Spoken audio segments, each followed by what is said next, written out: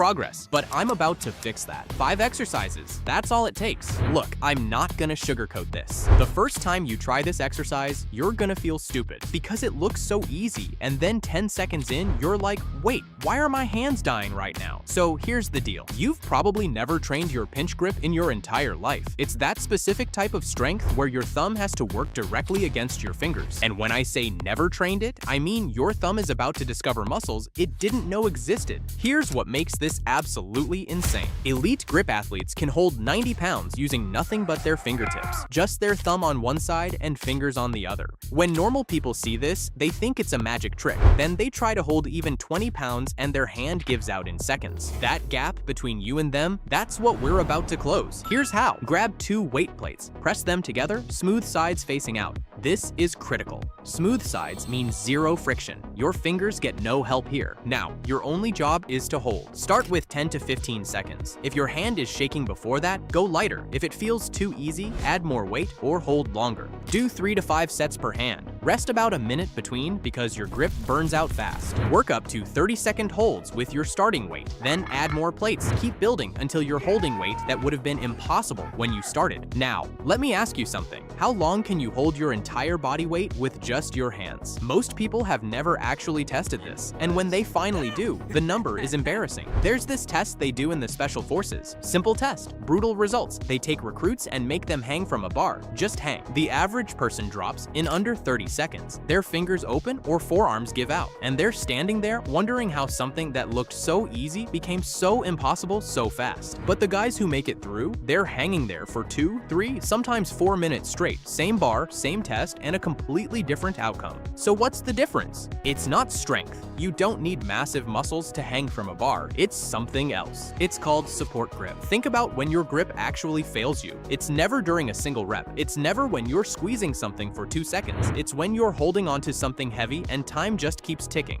Your forearms start burning, your fingers start opening, and eventually your body makes the decision for you. That's the support grip failing. So here's what you're gonna do. Find a pull-up bar. Could be at the gym, could be a playground. Doesn't matter. Grab it with both hands and hang. Just exist there while gravity does its absolute best to pull you off. 60 seconds. That's the target. That's where support grip goes from decent to legitimate. So here's the protocol. 3 to 5 hangs. Max time every single set. When your grip fails and you drop, that's the end of the set. Not when it hurts, not when it's uncomfortable, when you physically cannot hold on anymore. Rest for 2 minutes between hangs. And once you can hit 60 seconds consistently, the real progressions begin. Add weight with a dip belt. Progress to one-arm hangs. Push yourself into territory where even elite athletes struggle. There's this old boxing gym in Philadelphia. Peeling paint, cracked floors, the kind of place where legends were made before anyone cared about Instagram. The trainers there had this brutal test they'd give every new fighter who walked through the door. It didn't matter how tough you thought you were or how many street fights you'd been in. This test humbled everyone. It wasn't about throwing punches, they'd make you do pull-ups, but not on a bar. When you try doing a pull-up on a rope or towel instead of a bar, your hands can't fully close around it and your fingers struggle to get a solid hold. A punch is only as strong as the grip behind it. If your hands can't hold tension under fatigue, your power dies halfway through a fight. So they'd hang a towel over the bar and watch cocky fighters realize they couldn't even do 3 reps. Most people can bang out 10 pull-ups on a regular bar, but grab a towel, their max reps drop to 3, maybe 4 if they're legitimately strong.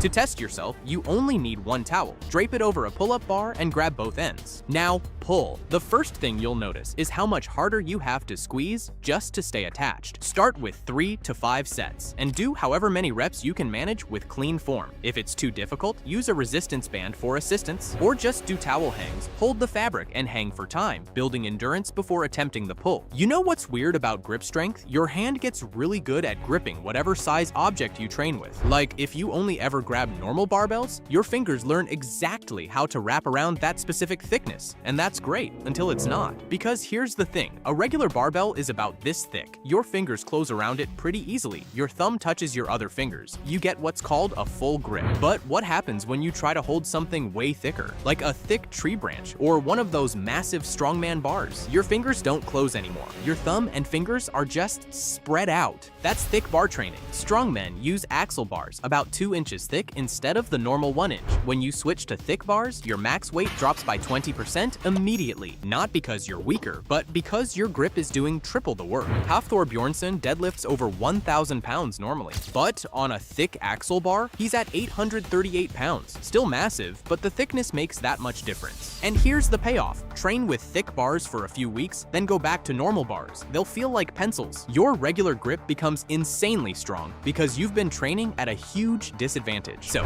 here's what you do. If your gym has an axle bar, use it for deadlifts, rows, or holds. Start at 70% of your normal weight and progress slowly. If not, get fat grips. They're rubber sleeves that slide onto any bar and make it thick. Put them on your rows, pull-ups, or deadlifts. Train with thick bars twice a week and pick 1 or 2 exercises per session. Don't use them for everything, or your grip will give out too fast, just enough to force your hands to learn this new position. There's a photo of Bruce Lee that doesn't make sense at first. He's not punching, not doing a flying kick. He's sitting calmly with his hand buried in a wooden bucket, moving it in slow circles, like he's washing invisible dishes. That bucket was filled with rice, and he did this every single day, not occasionally, not when he felt like it, every single day. Here's what makes that interesting. Bruce Lee could bend steel bars with his grip. He could do one-arm push-ups using just 2 fingers. His hand speed was so fast, cameras couldn't capture it properly, and his secret weapon wasn't exotic. It was a bucket of rice from the grocery store. The method goes back centuries to Shaolin monks who needed hands that could strike like hammers but move like water.